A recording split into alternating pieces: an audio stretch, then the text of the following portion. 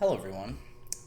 I wanted to hop on here quick and share my thoughts on what might be one of the most underrated accounts out there, the HSA, or Health Savings Account.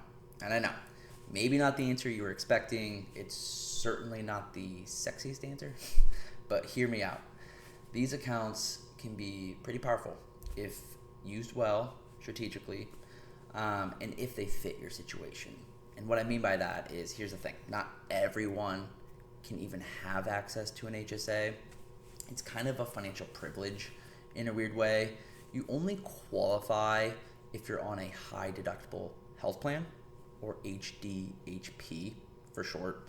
And those high deductible health plans, they usually work best if you're relatively healthy, right? Don't go to the doctor a ton, and have some savings set aside in case a bigger health bill that you have to pay out of pocket for comes. So if you are someone who does go to the doctor or takes, regular prescriptions, a traditional plan with lower out-of-pocket costs might make more sense. So this isn't a, better or worse type thing, the end all be all. It's as normal, what fits your life type thing. Now, with that said, if you do have access to an HSA, here is why people like me nerd out about them. And we love them. First, you get a tax deduction on contributions as you feed the account, right? And you get the deduction via what's called an above the line deduction, which is a little different. That just means you get this deduction, you get this tax benefit, even if you don't itemize, which has become a little bit more rare. So we get the tax benefit no matter what. Boom. We just fed the HSA. That's number one. Then, and this part sometimes surprises people, sometimes not. Either way, you can actually invest those dollars, those contributions, once your account hits a certain threshold, which is normally the deductible amount. But we're not talking about, boring savings account growth. Boring. You can invest it just like you would your Roth IRA or your brokerage account, right? Access to mutual funds, ETFs, the whole deal. And the growth, also tax-free. Potentially tax deferred if not used for medical expenses, which I'll touch on a little bit later. But we're not going to get hit with a 1099 if we rebalance or sell something at a gain, right? It's all getting either pushed out, or it's going to end up being tax-free if eventually we do use these funds for qualified medical expenses. We can then take the money out tax-free. So let's recap. I know I just threw a lot at you. Let's recap. Tax deduction on the way in as we feed it. So that's tax advantage number one. Tax-free or tax-deferred growth along the way. That's tax advantage number two. And it can be tax-free on the way out if used for qualified medical expenses. That's tax advantage number three. And that, my friends, is a tax trifecta. Like a financial hat trick, right? Because it's pretty rare, and there aren't many accounts out there that do all three. Now, if you do pull money out for something non-medical, you want to go to brunch or you want to buy a car, that's when you get hit with regular income tax and a 20% penalty. So yeah, don't use this or treat it like a slush fund for brunch or sneakers, right? And this account is yours. It's portable. You change jobs, it comes with you. Start a business, take a sabbatical, still yours. Now, you may lose the ability to feed it or to contribute into it if you're no longer on a qualified high deductible health plan, which is why, of course, talking with a professional when these big life events occur can be pretty smart to make sure, one, we follow the rules, but two, optimize your situation, right? Who doesn't want that?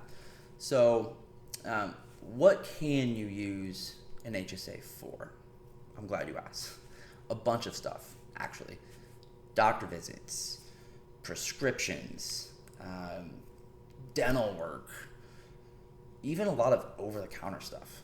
Like, if it's bettering your health, probably qualifies. It's flexible. and that qualified expense list is pretty broad. But here's where it gets interesting. Here's where we can be strategic with this account. If you're in a spot where we can pay out of pocket for healthcare costs, let the HSA keep growing and keep it invested. We're going to want to keep our receipts when we pay out of pocket and not use the HSA, and I always say, like, have a file and just dump them in there. Down the road, even years later, 15 years, 20 years, you can reimburse yourself for that bill tax-free. All right. For example, 15 years ago, you had a $200 health bill. You need $200 today. You can just go ahead and transfer $200 from your HSA to your bank account and say it's a reimbursement for that bill, right?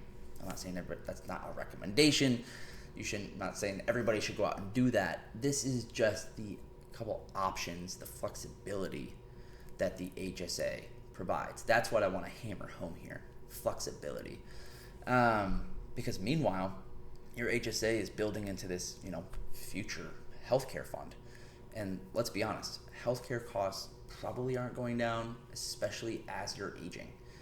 So picture yourself 20 years from now, you're older, maybe you're dealing with more medical bills, but your HSA has been quietly growing and compounding all this time. Behind the scenes, you now have this bucket of money earmarked for what can be people's largest expenditure in their older years, right? And it's going to be coming out tax-free to pay for those medical expenses. That's some peace of mind.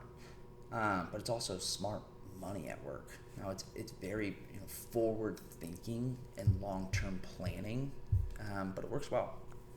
Final kicker, once you hit or turn age 65, the HSA becomes even more flexible, right? You can still take tax-free withdrawals for medical expenses, but let's say you want to go buy that car or use it for brunch.